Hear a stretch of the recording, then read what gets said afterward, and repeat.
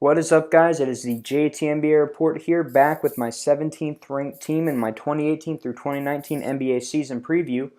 This is the last team before we get to the playoff teams. So if any of you guys didn't understand how this worked, you can go back and look at all my teams. They're basically ranked in the standing order that I think will happen. So that means that I think the Timberwolves, which is the team we're going to talk about today, will finish ninth, barely missing the playoffs. We're going to talk about that. Last year they made a huge trade on draft day. They got Jimmy Butler in exchange for Chris Dunn, Zach LaVine, and Lauri Markkanen. And things seemed like they were going well. They had a very good offseason last year. Jeff Teague, Taj Gibson, Jamal Crawford. They had a very good offensive built team. And then drama popped up this offseason. And the Timberwolves had the talent to get to the playoffs, but I think this drama that we've seen is going to affect quite a few teams, as we'll see as we move on getting into the playoffs in terms of how I think they'll finish. But I really think that the Timberwolves, with all the drama, it's really going to kill their chemistry, and it's probably going to affect their offseason. But we'll get to that later. So look at what they did. They did not have a very good offseason in terms of players they probably should have kept and players they probably should have let go. So in the draft, they got Josh Okogie and Keita Bates-Diop. I don't know much about either of them. I know Josh Okogie is a point guard, and he seems decent. I would have probably taken Aaron Holiday. If I remember correctly, he was on the board. If I'm not, then that's a really dumb thing to say. But if I remember correctly, he was on the board. So, no, if I were them, I would have taken him. He just seemed like you know what you're getting when you draft a Holiday at this point. Somebody who can shoot, drive, play make, something like that. And then they signed Anthony Tolliver, which I think was a good move for them. But when we get to who they lost, I guess we'll see that it outweighs it. Because Tolliver's he can play the small forward or power forward, and he can shoot, which is very valuable in the modern NBA. Now, who they lost, I'm not even going to try and pronounce his name. I'll just call him Bjelica.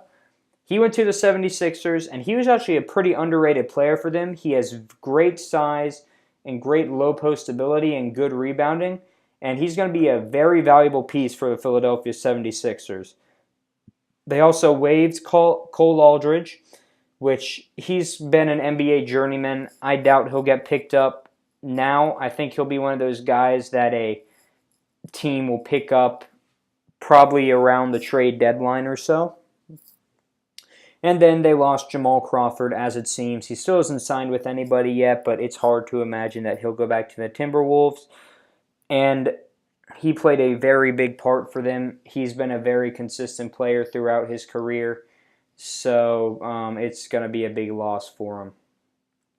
So looking at their potential lineup, it's pretty much the same as last year. Jeff Teague, Jimmy Butler, Wiggins, Taj Gibson, and Karl-Anthony Towns filling out the starters. And then off the bench, Tyus Jones. And I forgot to mention as well, they re-signed Derrick Rose. So he'll get some minutes, probably until, as long as he can stay healthy, because that's a big if at this point. And I really hate saying that, but he just hasn't proven that he can stay healthy.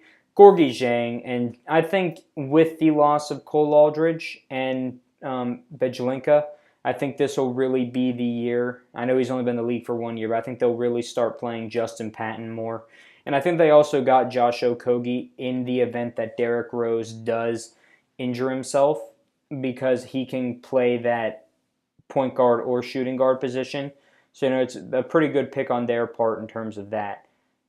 Now, what I'd look out for, as I was talking about before, and as I said we get into, is the drama. It seems that Jimmy Butler is not content on the Timberwolves, and he's going to be a free agent next year.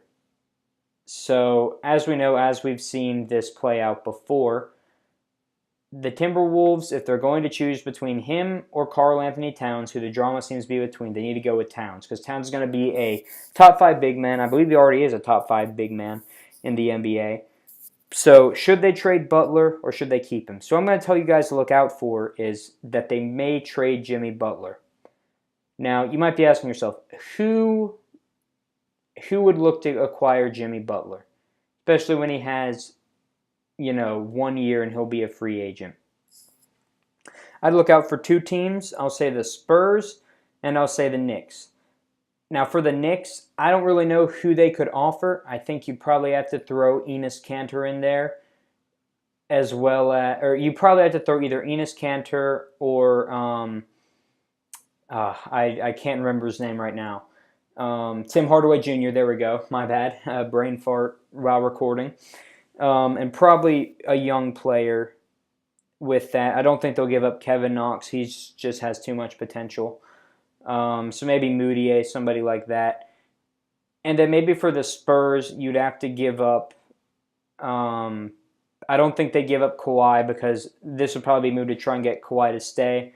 Probably give up Gasol, probably Brian Forbes, and if I had to guess, probably just another decent role player for them. But I think those are some realistic Jimmy Butler trades that could happen. We'll have to see how real this drama is. All it is rumors right now. So let's just wait and see what happens. Anyways, guys, this has been the JT report with my 2018 through 2019 NBA season preview. Next time we will start with our playoff team. So get excited. I'll see you guys then.